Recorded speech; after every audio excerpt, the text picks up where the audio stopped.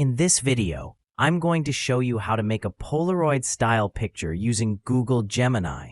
You've probably seen those Polaroid-style idol photos that are going viral all over social media. They look so aesthetic, and the best part? Making them is actually super easy.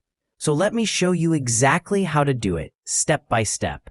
First, prompt is given on this video description. Go to the description and copy the prompt. When you scroll to the end of the prompt, you'll see an example like guy hugging woman. That's your editable part. This is where you get creative. You can change it to anything: romantic, cute, casual, artistic, whatever vibe you're going for. I've also added more style ideas on my site if you need inspiration. Once you've chosen your style, just copy the entire prompt.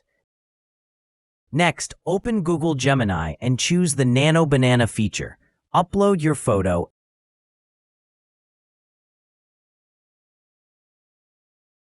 and your idol's photo. Paste the prompt you copied earlier. Hit send and wait just a few seconds. That's it. Your Polaroid-style idol picture will generate instantly. And of course, you can download it straight into your gallery. Now let's try something fun. I'll repeat the same steps, but choose a completely different style this time.